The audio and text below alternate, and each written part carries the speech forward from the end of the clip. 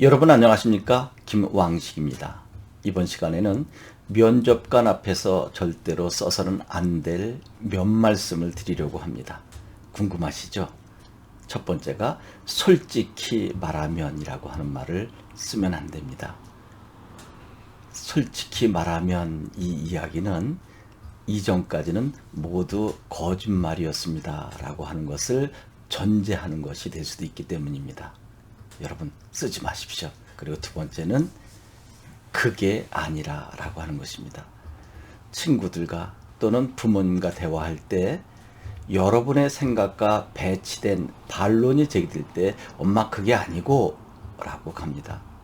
그러면 상대가 나름대로 논리를 펼치려 하는 것을 한 번에 묵살시키는 듯한 느낌이 가죠. 그런데 이것이 습관이 돼서 교수님께서 여러분들에게 느닷없이 반론을 제기하면 교수님 그게 아니고요 라고 했을 때 이것은 불합격으로 간다는 것입니다. 그리고 저희 나라는 이것은 반드시 우리나라로 고치는 것 잘 알고 계시죠? 이제 마지막으로 하나 더 알려드릴게요. 여러분의 단점을 이야기하는 과정 속에 정말 단점을 이야기하면 안 됩니다. 저는 이기적이어서 사람들이 저에게 다가오지 않습니다. 그래서 이타주의적인 삶을 살려고 노력합니다. 이거 매우 위험합니다. 단점을 이야기할 때는 여러분들의 장점을 단점으로 바꿔서 이야기해야 되는데 이것은 다음 시간에 제가 바로 단점을 장점으로 또는 장점을 단점으로 변화시키는 방법을 짤막하게 영상으로 올려드리도록 하겠습니다. 여러분 하나 정말 중요한 것, 제가 과거에 왕따를 당했습니다. 이거 절대 쓰면 안 됩니다.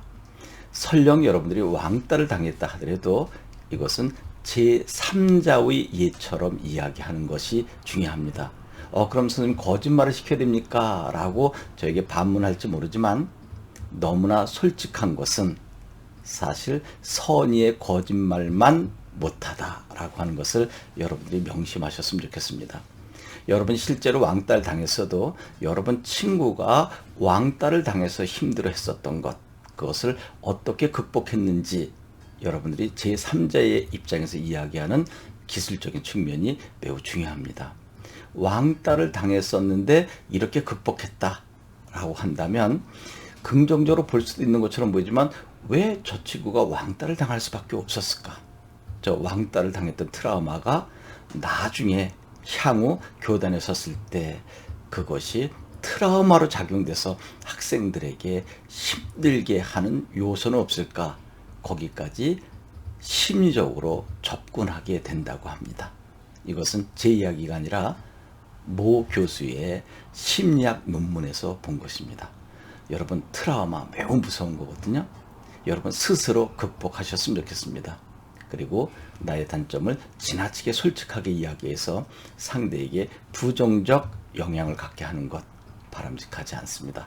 여러분 조금 전에 말씀드렸던 것처럼 다음 시간에는 여러분들의 장점을 어떻게 단점으로 이야기할 수 있는가 하는 것입니다.